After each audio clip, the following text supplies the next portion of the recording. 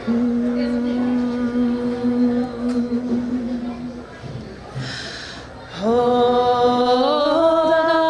on,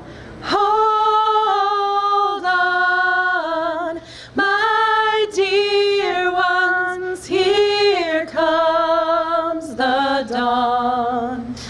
Hold on, my dear ones, here comes the dawn. Hold on,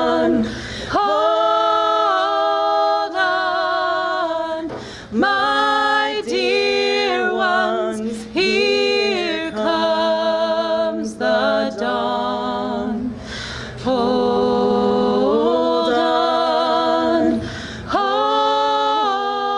on, my dear ones, here comes the dawn. Hold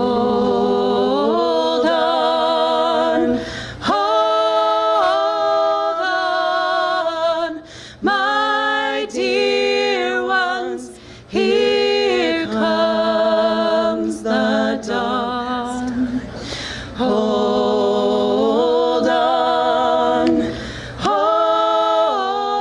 on, my dear ones, here comes the dawn.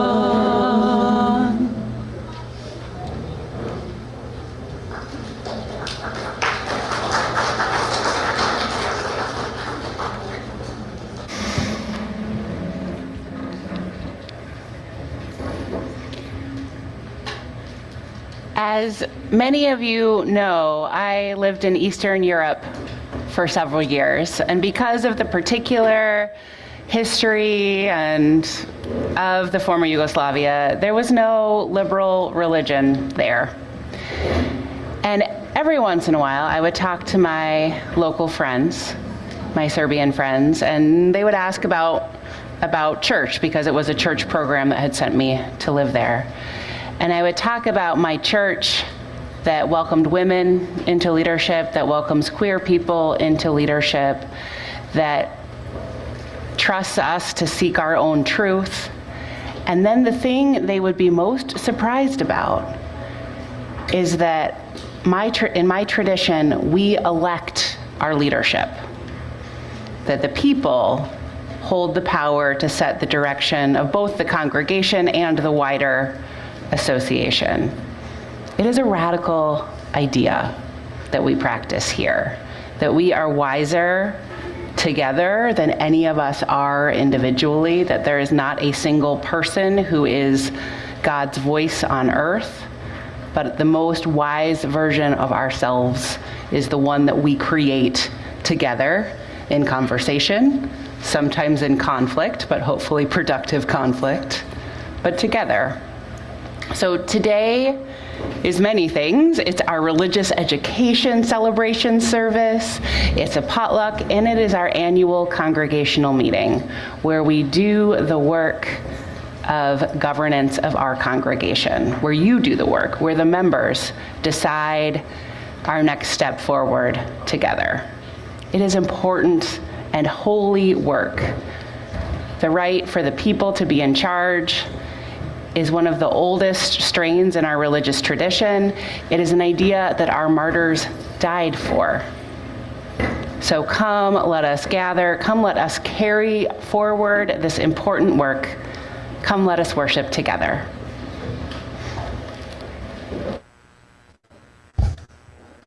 Good morning. Welcome to People's Church on this beautiful sunny morning. I'm so glad that you are here with us. My name is Laura. I'm a member of the Sunday Services Committee. And if you're staying for the congregational meeting, which you all should, it's going to be super fun. I get to be the board president who runs that bit of shenaniganizing. So I hope you're all planning on staying for that. People's Church is a member congregation of the Unitarian Universalist Association and part of a long tradition of liberal religion. And this morning, we're all going to participate in our words of welcome. It is a call and response sort of situation. This is by Sherry Woodbury. So I'm going to say some things, and I will say, come in, and then your line is, be among us. So do we need to practice, or are we good? We're good. Okay, so be among us. We got it. Ready? To all who are yearning for community, come in. Be among us. To all who are just getting started, to all who long to go deeper, to all with tender places needing care, come in. Be among us. To the ones who have healed and have care to give, for those who are curious and hungry to learn, for those who know that they have something to teach, come in. For the ones who are just beginning to suspect that they might nurture others becoming, to the young, the old, the innocent, the jaded, the fresh of mind, the deeply steeped, there is room here for each and every one. Come in.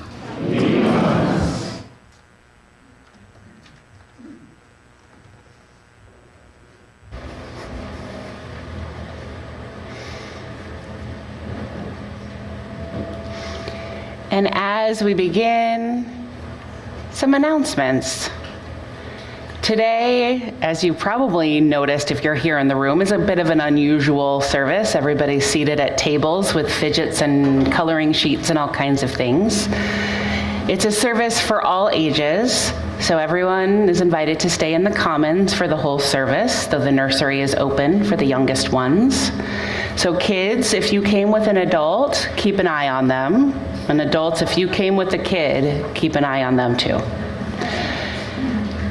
You've probably noticed that there are beads and string at your table. I invite you to put some beads on the string over the next several minutes. Further instructions will come later. We have a potluck happening after the service. All are welcome to attend.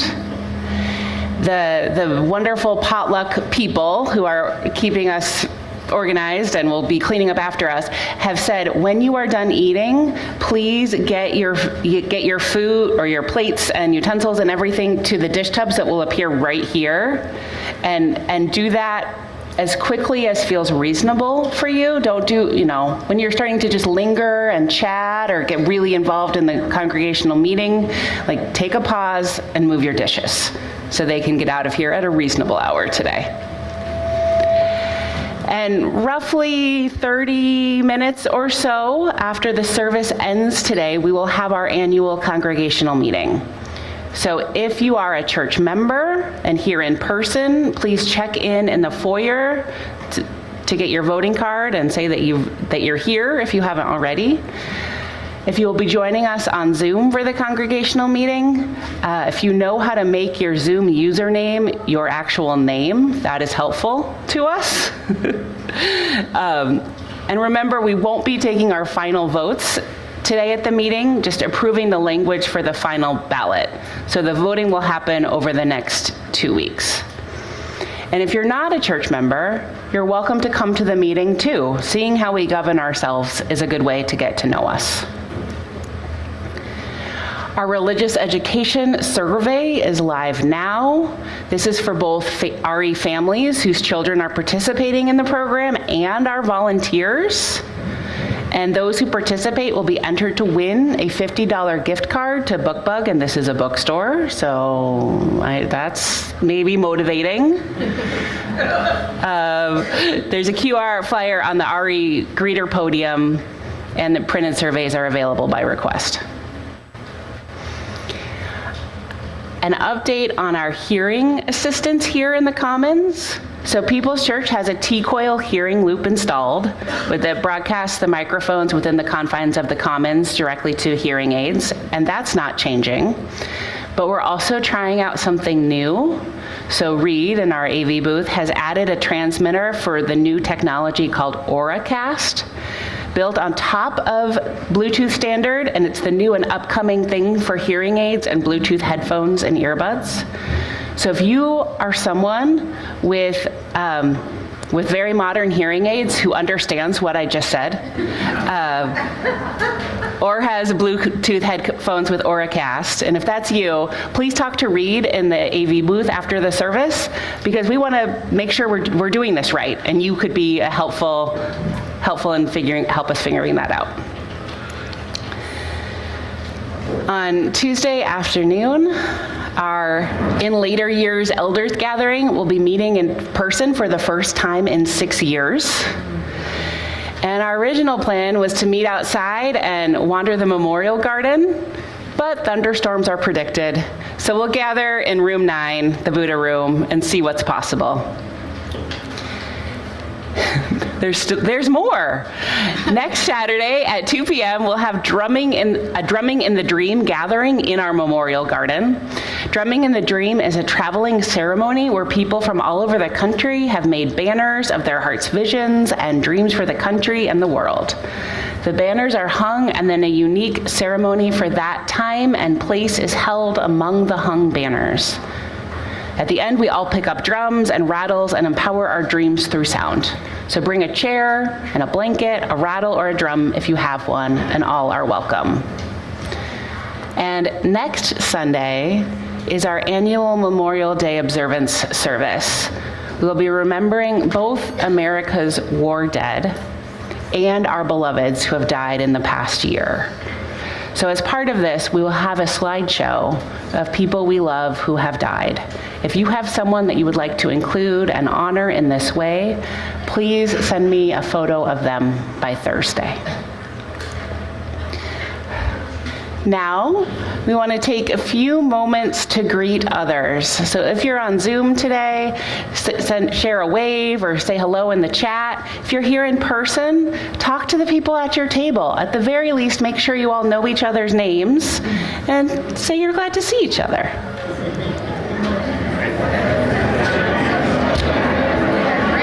Hi, it's good to see you. That dress is one of my favorites. It's such a...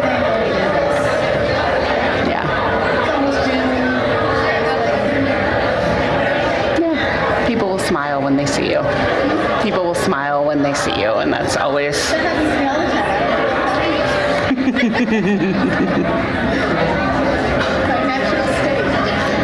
I mean, probably.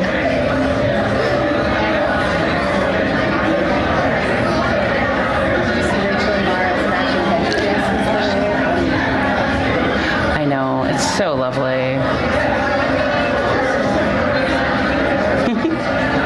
Someone in the Zoom chat put an ocean wave emoji.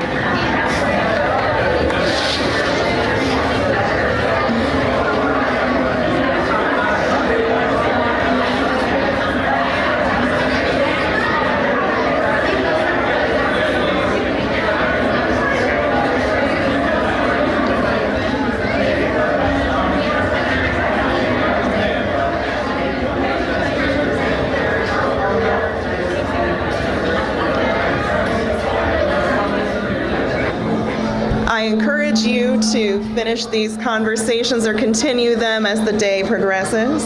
But at this time, I would like to invite you to rise and body your spirit, and we're going to sing our opening song together.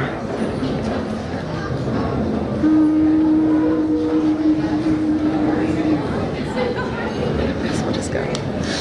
Come, come, whoever you are, wanderer, worshiper, lover, ours is no caravan of despair. Come yet again, come. Though you've broken your vows 1,000 times, though you've broken your worshiper, lover, and leaving, ours is your caravan of despair. Come yet again, come. Though you've broken your vows 1,000 times, though you've broken your vows 1,000 times, though you've ours is your caravan of despair. Come yet again, come.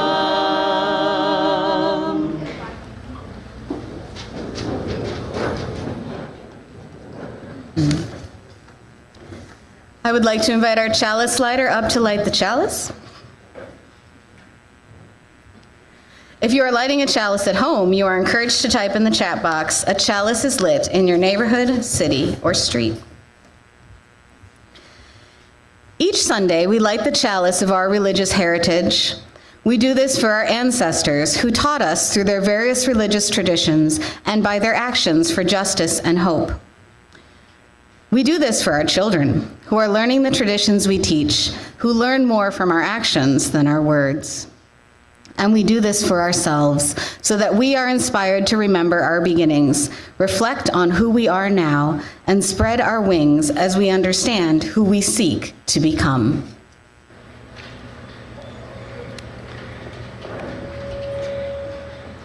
In addition to the chalice flame burning here at People's Church, we have candles and chalices lit in the Millwood neighborhood, in the Eastwood neighborhood, and in Willard, Ohio. What a gift it is to be together today.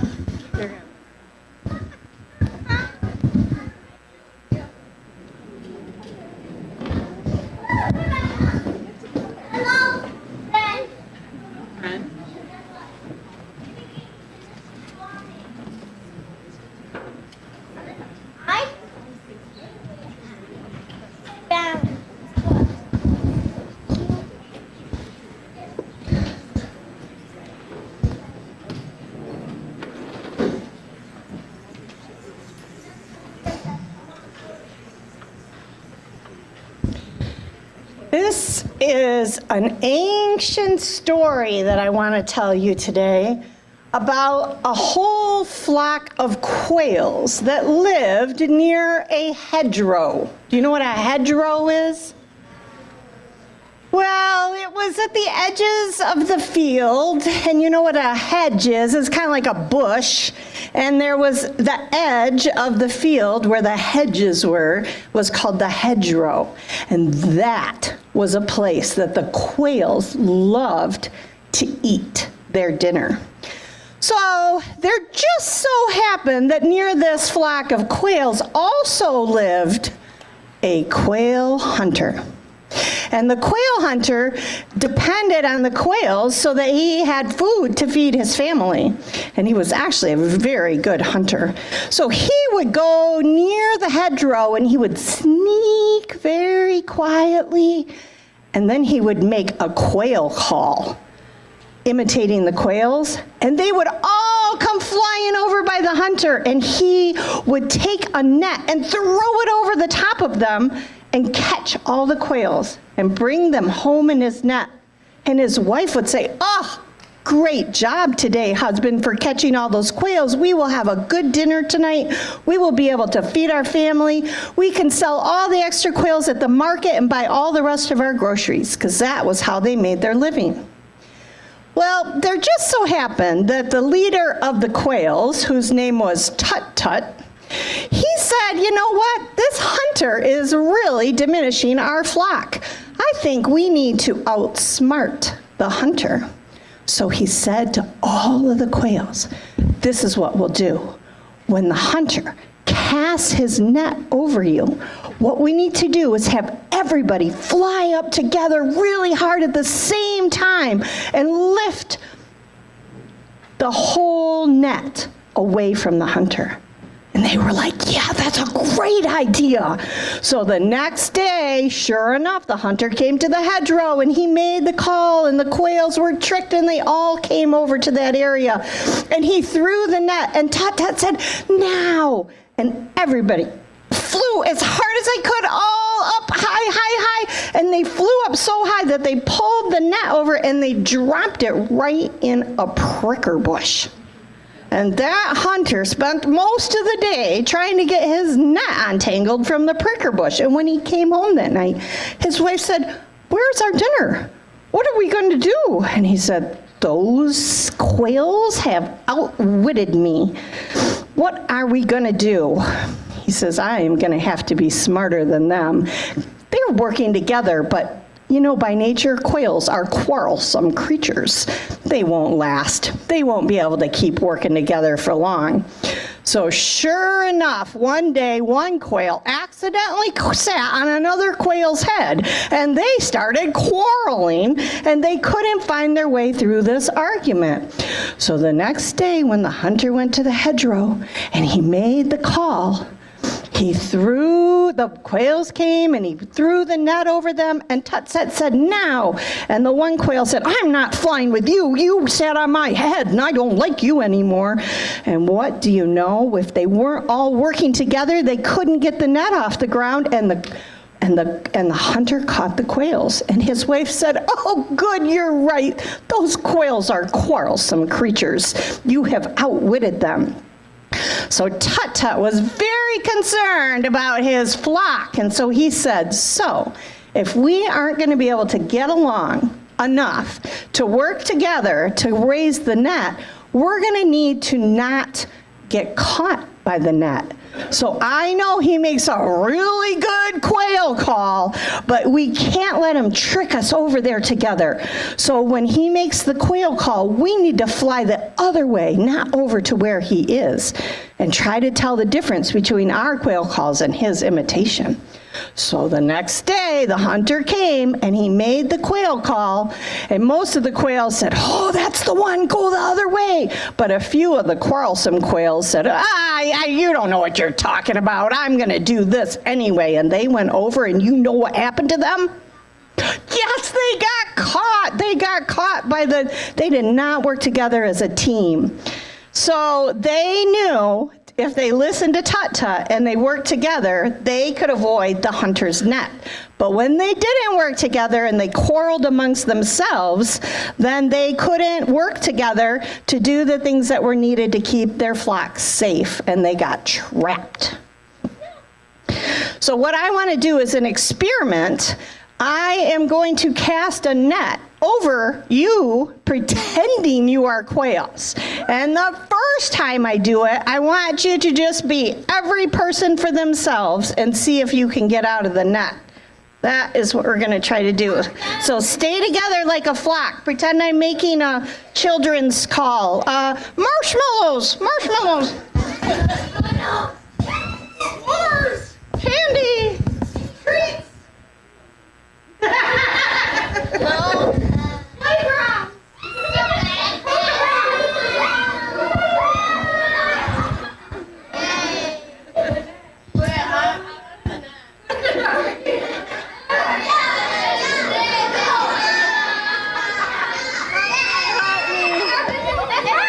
Okay, every person for themselves. Wait, the net has caught me.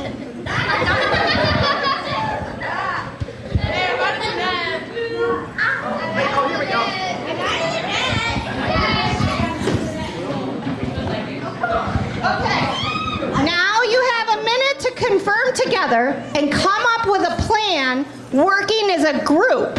So get in, and who has some ideas of how you could escape the net if you work together as a team?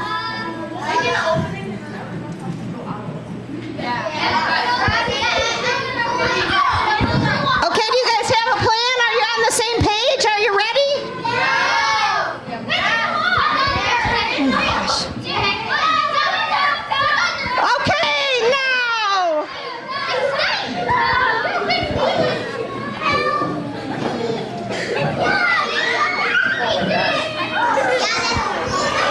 You did so much better when you worked together as a team. Great job. We are stronger together. All right. We'll pile that under the piano. And I will get it later. All right, that is the end of our story, and we are going to go sit back in our seats while we are pondering how much stronger and better we are when we work together as a team and not like quarrelsome quails.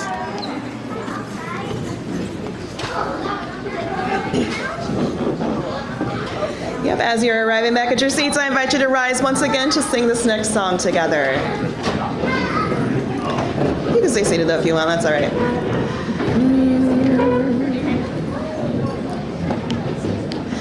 So here's your note. There's a seed of hope in my soul, a little seed of hope in my soul. I'm gonna turn it every day. I pray, then that seed of hope soon will bloom in my soul. Next, seed of joy. There's a seed of joy in my soul, a little seed of joy in my soul. I'm gonna tend it every day so that it grows strong. Oh, this I pray, then that seed of joy soon will bloom in my soul. You sound so good, let's go. There's a seed of peace in my soul, a little seed of peace in my soul. I'm gonna tend it every day so that it grows strong. Oh, this I pray, then that seed of peace soon will bloom in my soul. Last one, we'll take it up a half step. There's a seed of love in my soul, a little seed of love in my soul. I'm gonna tend it every day so that it grows strong. Oh, this I pray, then that seed of love soon will bloom in my soul, in my soul. Yep, thank you.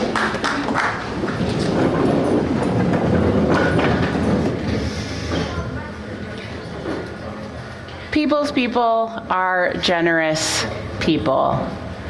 In this shared group project of congregational life, we are able to accomplish things even when the musician, the pianist is sick, perhaps, or even when the treasurer is out of town for several weeks during the key moments of the budgeting process.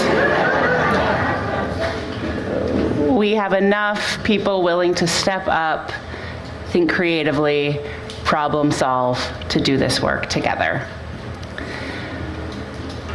Every Wednesday for the last several weeks, Lexi Webb has come to get some, with her friend Zofia, to get some hours for their community service honor society, to do the good and important work that this congregation does. Perhaps you've noticed the new community bulletin board by where you got your name tag today with the beautiful lettering. That is their project.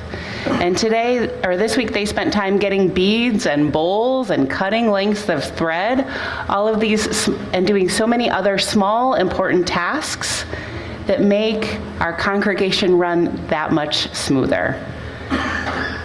It is a wonderful thing, and we're so grateful for you, Lexi, and be sure to tell Sophia as well. So this is the moment where I continue to invite you to be the generous people that you show yourselves to be day after day after day.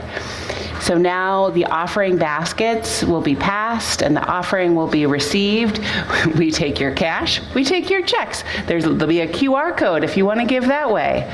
If you want to, give us gems and art, we can do that. That's more complicated, but don't just drop those in the basket. Talk to us first.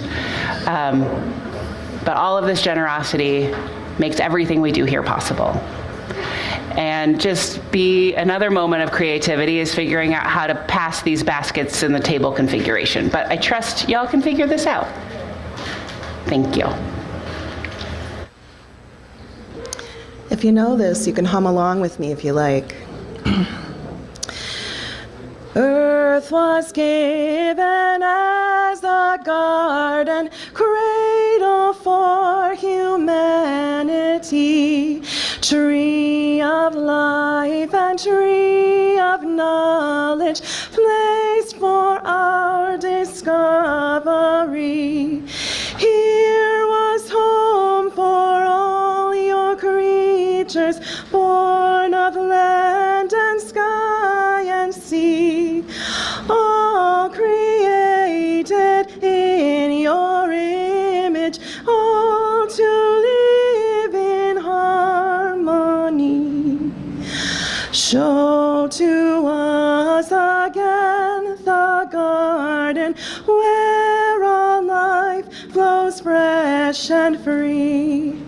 Gently guide your sons and daughters into full maturity.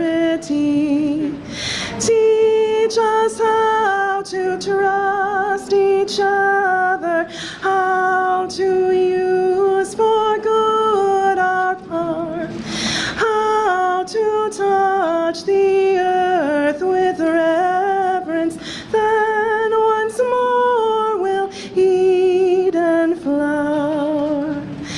Bless the earth and all your children, one creation, make us whole, interwoven, all connected, planet-wide and inmost soul.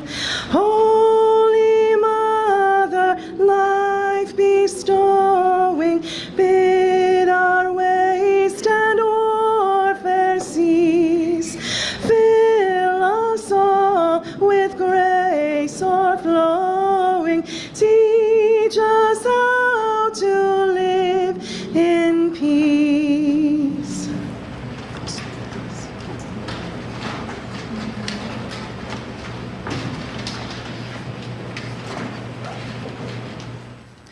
Please join me in giving thanks. From the countless gifts we each have been given, gifts of life and love and sustenance, we bring these small portions to share in the works of love, which none of us can accomplish alone.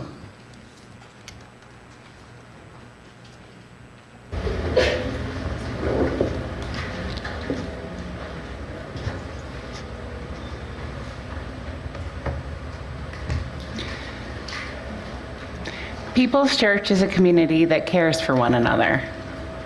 One form that care takes is our Joys and Sorrows ritual, where we invite those gathered among us to share the joys, sorrows, and milestones in their lives. If you're with us on Zoom, I invite you to type your joy or sorrow into the chat box. If you're here in person, please come forward, place a stone in our bowl of water, speak briefly, and remember to tell us your name. I'm now going to place a few more joys, or a few more stones, for all the joys and sorrows, milestones that we are holding in our hearts this day quietly, and then all the joys and sorrows in our wider community and wider world.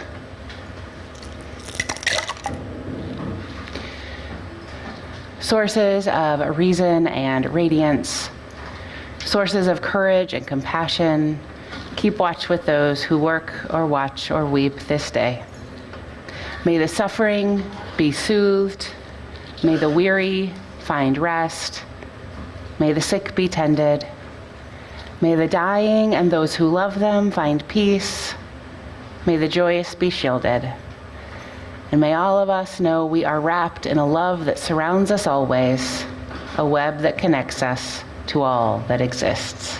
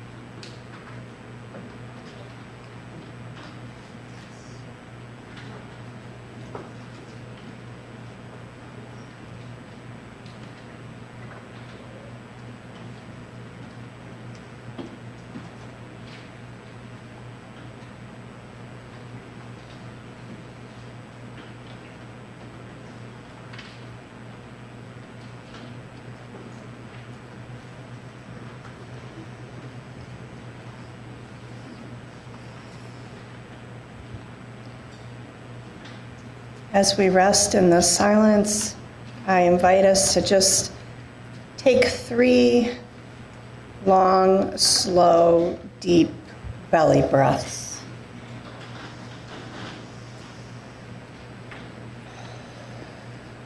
If you notice you're feeling anxious or uncomfortable today, sometimes it helps to put a hand on the back of your neck with some gentle pressure, or on your heart,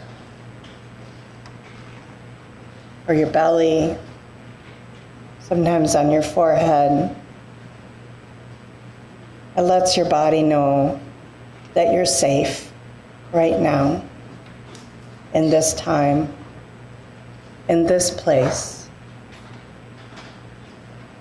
with these people.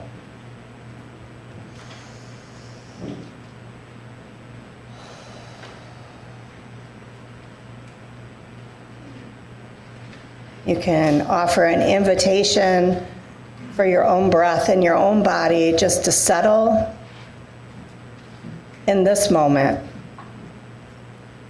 and invite a feeling of calm, grounded, centered, safe, peaceful presence in this precious present moment.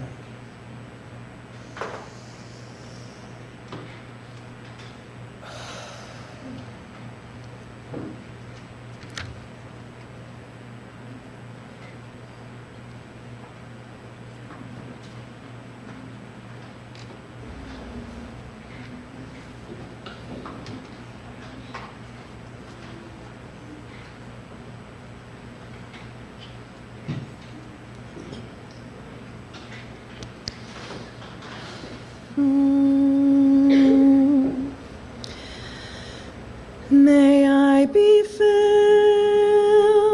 with loving kindness. May I be well. May I be filled with loving kindness. May I be well. May I be peaceful and at ease. May I be whole. May you be filled with loving kindness. May you be well. May you be filled with loving kindness. May you be well. May you be peaceful and at ease. May you be whole. May we be filled with loving kindness. May we be well. May we be filled with loving kindness. May we be well. May we be peaceful and at ease. May we be whole.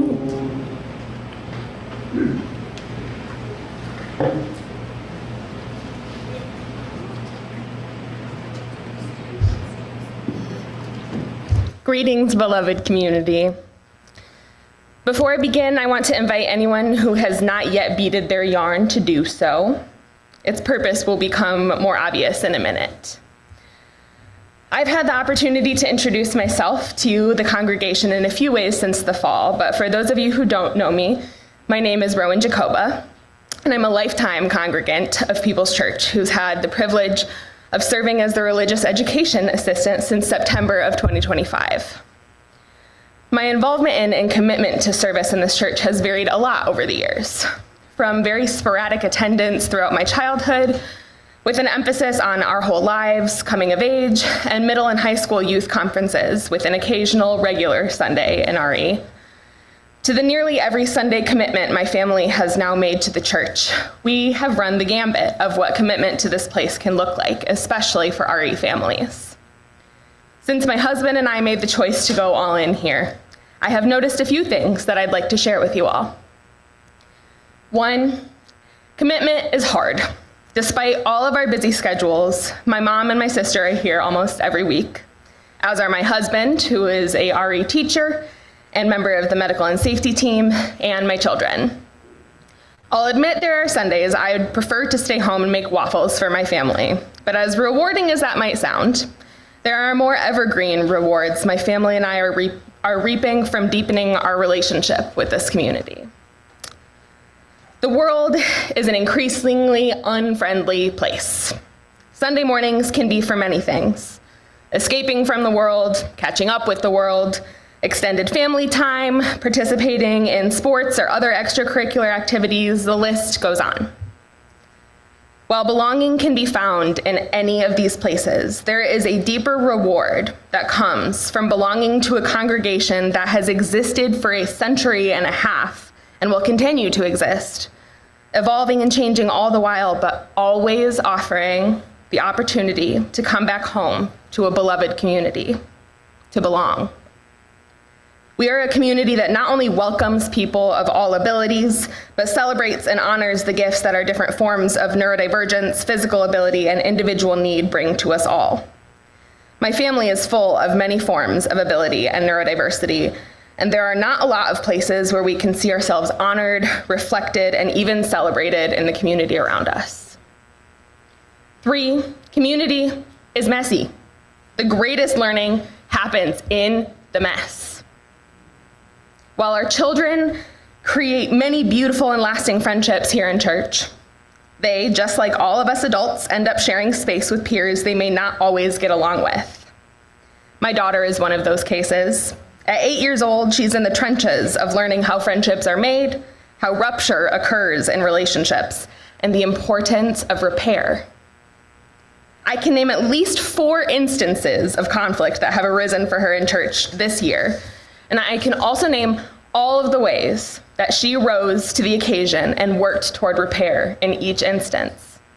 What really blows my mind is that I can also name the ways that I've witnessed other children in the church do the very same. It has been truly inspiring and honestly humbling to witness. Our children are some of our greatest teachers when it comes to learning how to be in right relationship with ourselves, each other, and the beautiful planet we inhabit. To symbolize the relationships we weave with each other, those who have beaded their pieces of yarn can begin to tie them together with that of the person next to them. You might start to see just how connected we all are. And 4, there is room for growth in our congregation, always. As we look at our individual and collective values and decide how to live them, it's important to remember that we are not static beings, and we have never learned all there is to know. In a broader culture that prioritizes individualism and personal strength, committing and recommitting to pluralism and interdependence is a perpetual task. Coming to church each Sunday creates the following opportunities. A, practicing being part of a beloved community. This means knowing that rupture will occur and continuing to commit to the repair. Expecting perfection from ourselves and each other is a trapping of capitalism that cuts growth and understanding off at the knees. B, giving ourselves and our children a consistent and reliable environment outside of the home that prioritizes the spiritual well-being of everyone and invites us back again and again. When our children learn that they can rely on this place to hold them even during the toughest of times and throughout their lifespans, we give them a gift that is not widely available in the world as we know it. And C, asking for help when we need it. This is often seen as a sign of weakness in the wider world, but here it is encouraged. We need each other now more than ever. I think you may have caught my drift by now, but in case you haven't, it all boils down to this. Come to church. Come here to be loved, uplifted, messy, imperfect beings in the continual process of learning how to be in beloved community. Make a radical commitment to yourselves, each other, and especially to our children that despite the busyness and loudness of the world around us, each Sunday and often throughout the week, you can count on this place to hold you. As a lifelong People's Churcher, I cannot adequately state just how important it has been for me to come home to this place time and time again. Let's keep giving that opportunity to ourselves and our children. With that, please pause tying your beaded yarn pieces together so we can join together in song, and you can resume tying afterward. Blessed be.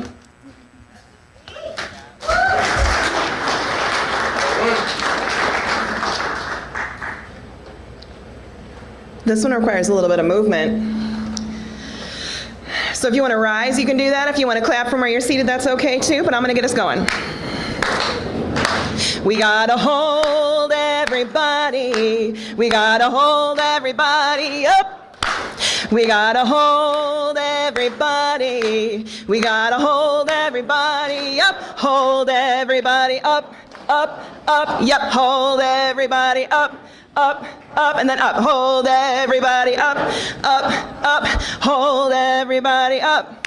Yep, let's do that chorus. We gotta hold everybody. We gotta hold everybody up.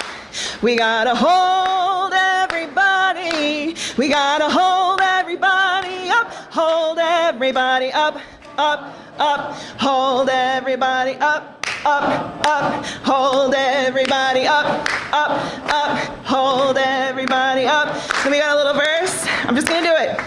Just because you look like you and I look like me, it doesn't mean we can't be friends. You're not my enemy.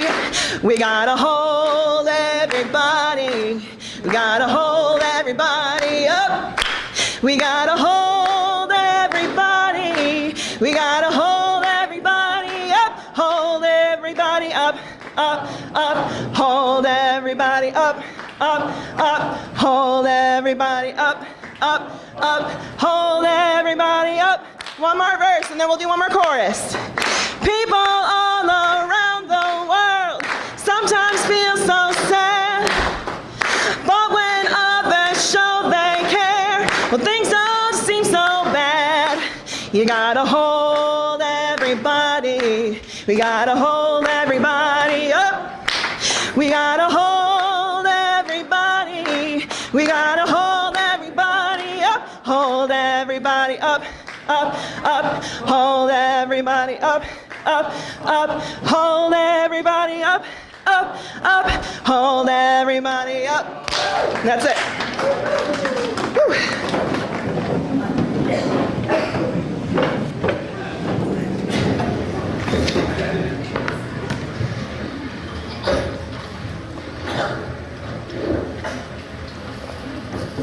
I have two short stories to share about raising children in the People's Church community.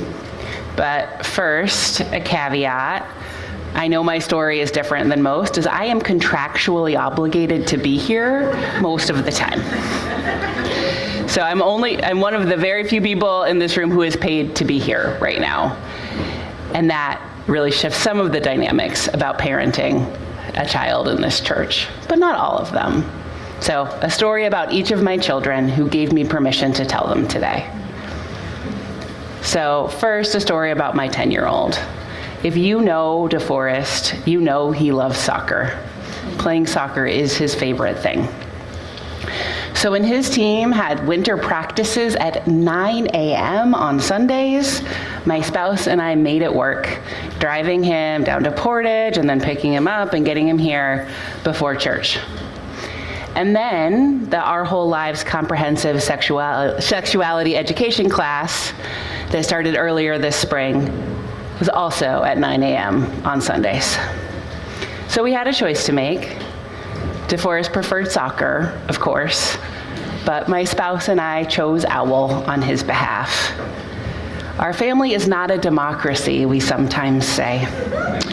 When something is about health or safety or kindness, you don't get to choose. And OWL was one of them.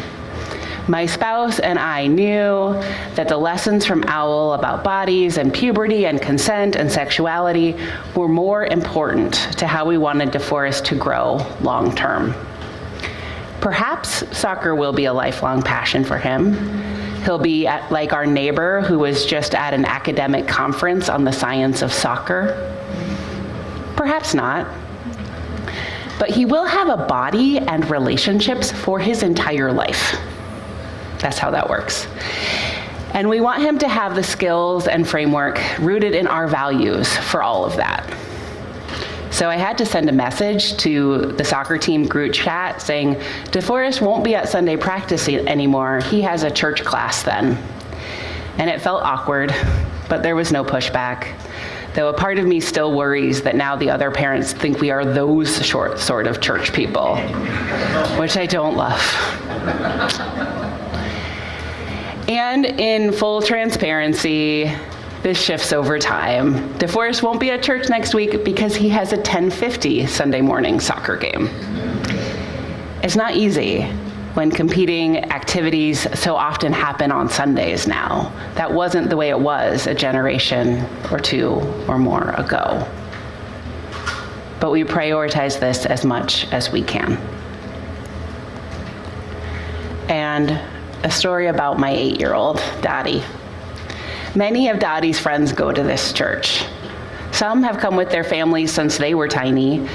Others, Dottie has had a gentle hand in recruiting. You know, if they're here for a sleepover and then come to church the next day, or maybe they come to a game night and realize we're not terrifying here at People's Church and the whole family starts to come. And about half the time, our family doesn't have plans on Sunday afternoons. And on those days, I tell Dottie as we come to church that if she finds a friend and makes a plan, it will probably happen. Some of you parents know about these schemes that she does.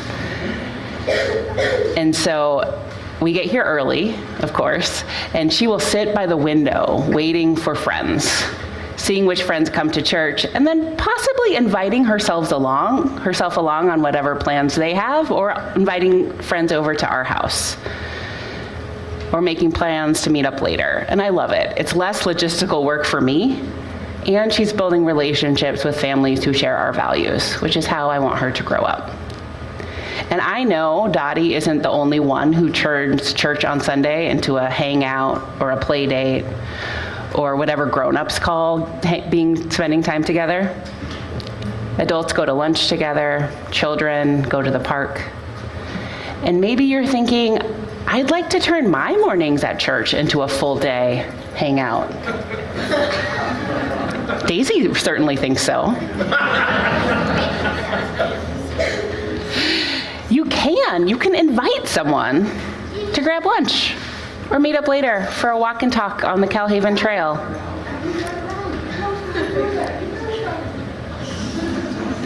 Or maybe walk a dog together, or whatever. I invite you to follow Dottie's example and take the risk of reaching out. And say yes, if you can, when someone invites you, even if it's maybe not the plan you thought you had in place for your Sunday afternoon.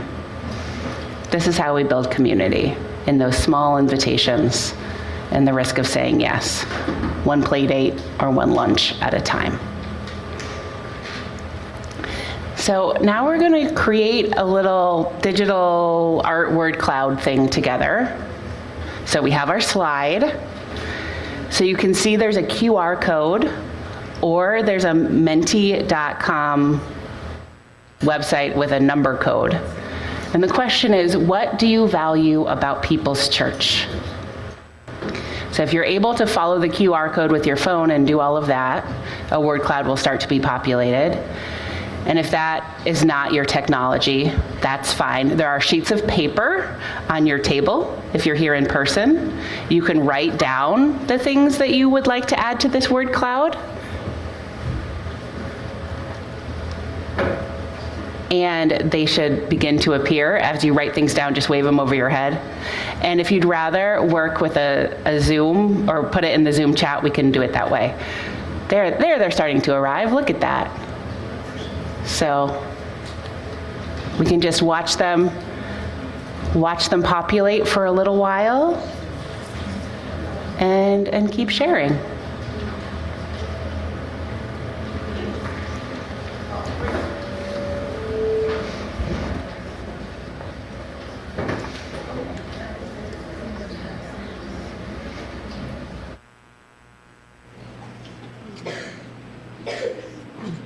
one word. Just one word. Oh, okay. Well, how about community? Yeah. Okay, sure can. I see. Well, she was saying, it's okay. It's okay.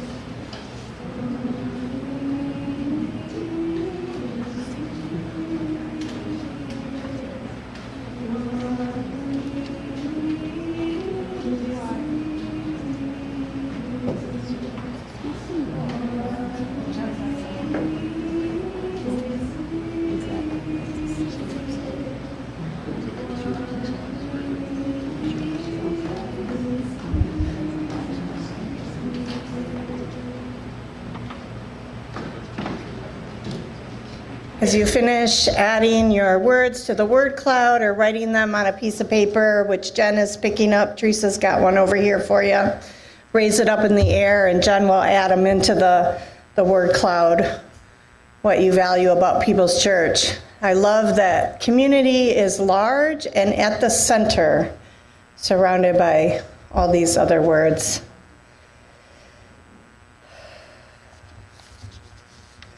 One year ago today, I stood in this pulpit and I summarized a Surgeon General's report entitled Parents Under Pressure. The report emphasized the increased challenges that families are facing that have become exacerbated since the pandemic.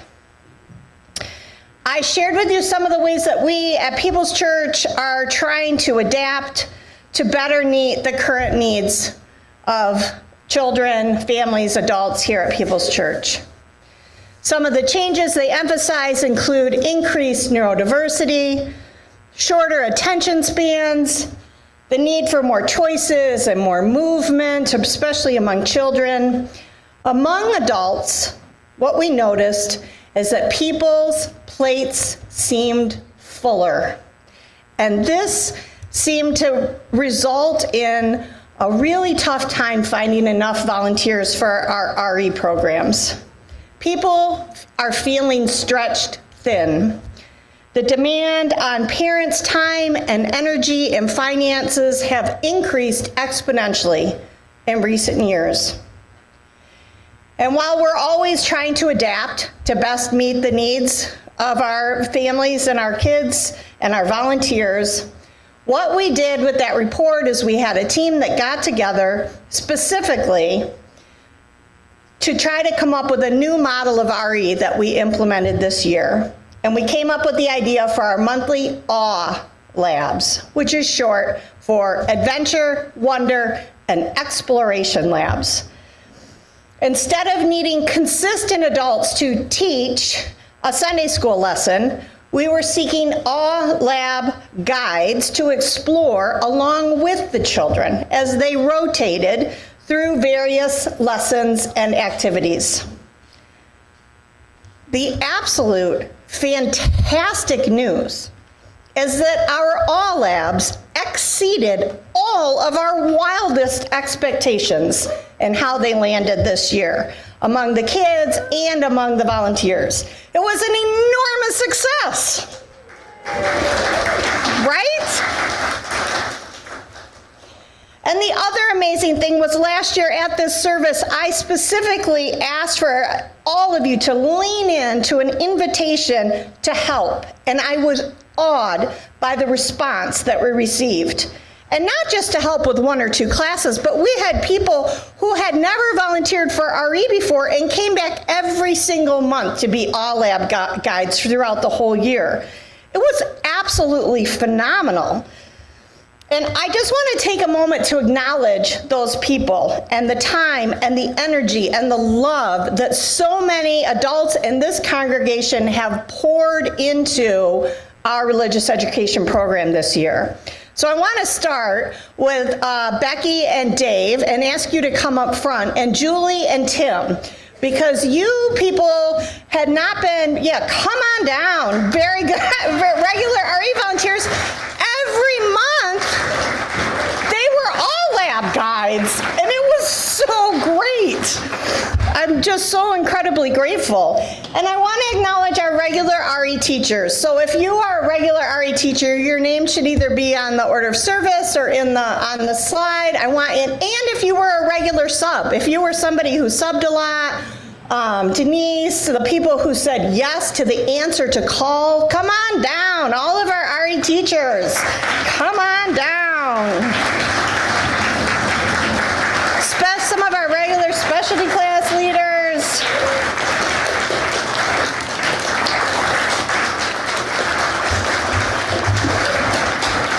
We are really needing subs this year for a lot of Sundays, and when we can text somebody on that morning or ask them when they walk in the door, will you please sub today? We just need a second adult body in the classroom, and people are like, yes, I will pivot and meet your need.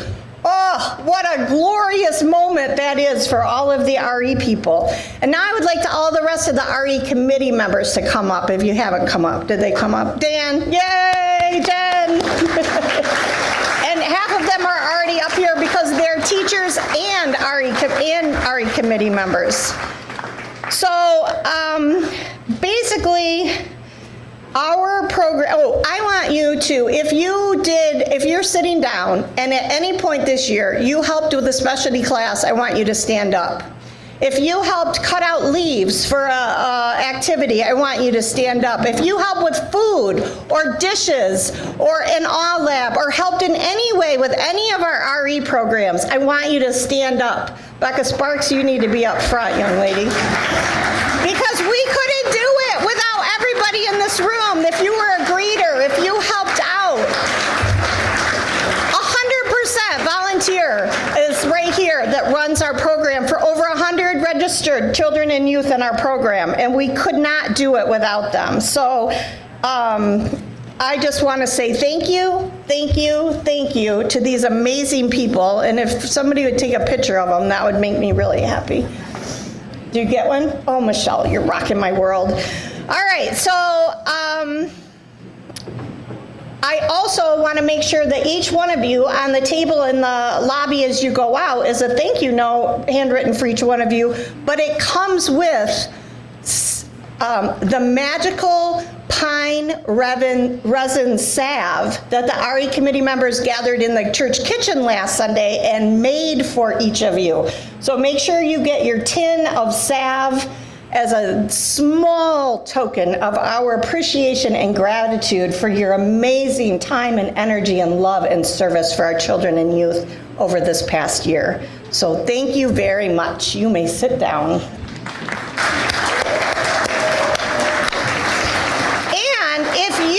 To be a part of this amazing group of people next year, on your table is a table tent with a QR code, and some tables I think have paper forms also that you can fill out to be an RE volunteer. And that could be once a year, once a month, twice a year. You could be a greeter, you could be an all-lab helper. There's so many different ways to help. You could be agree to be on our sub list, where all you need to do is be an adult body in a room. So we have 2 adults in every room. We encourage as much help as we can get to spread the load over the most amount of people. So thank you very much. So a few weeks ago, I was meeting with the curriculum team, and we were trying to figure out our plans for next year for RE and what we were going to do. And what we came up with was trying to figure out, we started out by trying to figure out, well, how many classes are we going to have, and what grades are they going to be in? How many grade divisions are we looking at? And one of my magic powers as a long-term DRE is to look at a group of kids and look at a list of names and be like, okay, so if these 20 names in this age range, how many given kids would be in a class on every Sunday morning so that we could have about a dozen kids per class? So I look at a family and I say, well, they're about every other week family. These people are about a once a month family. But these people are about a quarterly family. So in any given week, these 20 kids might make 12, or these 30 kids might make 12. And the key thing that I noticed was a significant decrease in attendance and consistent attendance over time. And I recognize that this is true across the country, across denominational lines. But what I really noticed was a really deep sadness of I'm seeing what is lost by losing that consistent participation with families on a regular basis. When I was a kid, my family went to church every Sunday no matter what, unless we were sick or out of town. It was our default mode. There was never a discussion about it. And when I pushed back, it was non-negotiable. This was my family's value, and this is just what we did. When I started coming to this church 30 years ago as a single mom, it took me a while to develop consistency with my participation. But it was when my son made connections with his cohort in his Sunday school class that we became close with those families. And there was a group of people who families consistently attended throughout his entire childhood and his youth in this church. Consistent attendance and participation was the default for this group more often than not. And among that group in this room today is Don Miller, is Mary Jo Steenstra, are the Clans. This was a part of this cohort where we raised our kids together. We were committed and we were involved. And a key difference that I noticed between the kids of then and the ones now is the depth of connection with this community. While adults may feel that coming to church intermittently works for them, developmentally it's very different for kids. And it's especially very different for teens. When kids come regularly, they feel more connected with their peers and their teachers. And when they feel more connected, they tend to push back less.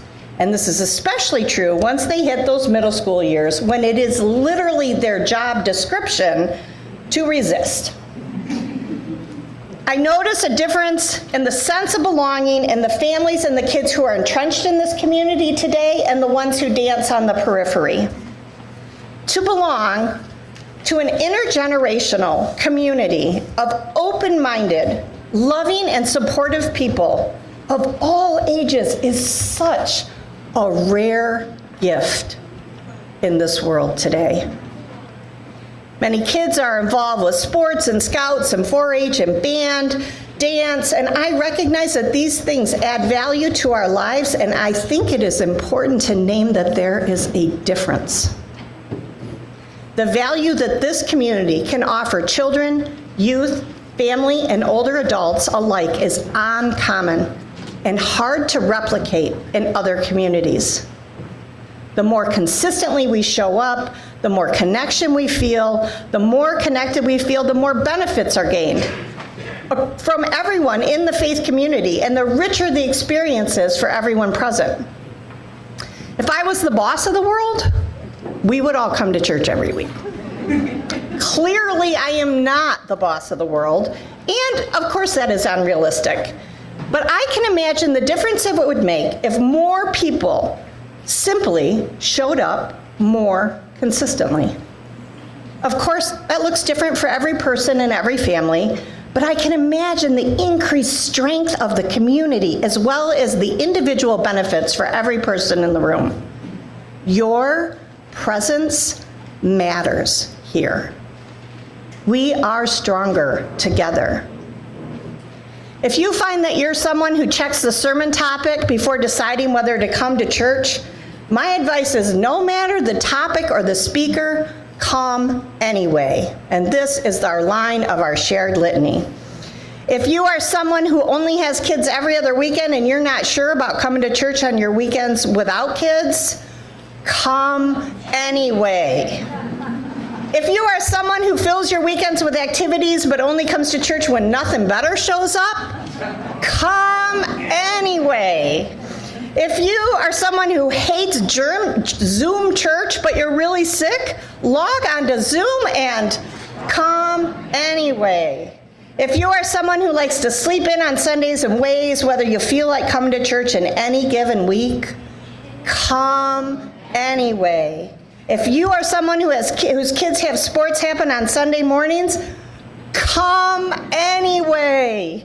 If you're someone who loves to go to your own individual church of the woods, do that in another time slot and come anyway. Being a member of a community such as this one that is dependent on one another to keep the congregation afloat takes time, it takes effort, and it takes commitment. And the rewards are numerous.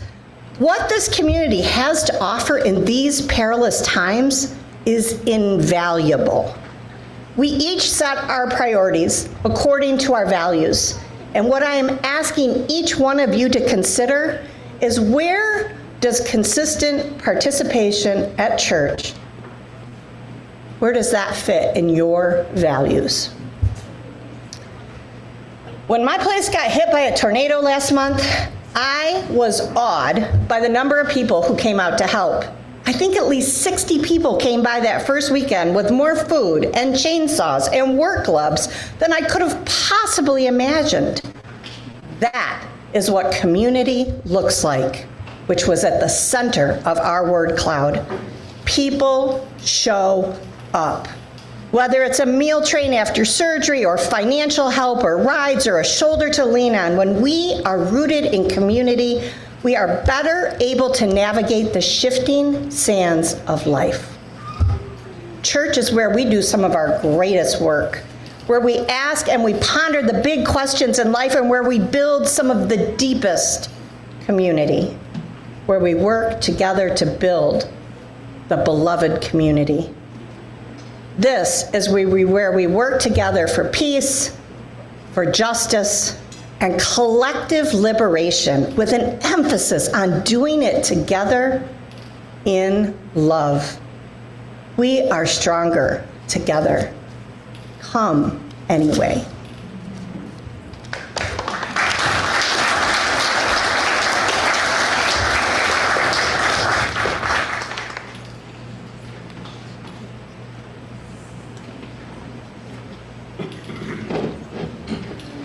Obviously, you should stick around after this, but I would love to sing our closing song together, so just from where you're at.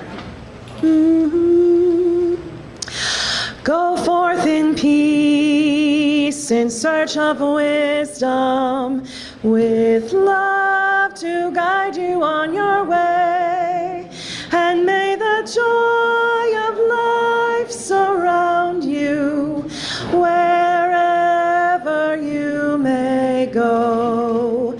Go forth in peace, in search of wisdom, with love to guide you on your way, and may the joy of life surround you wherever you may go.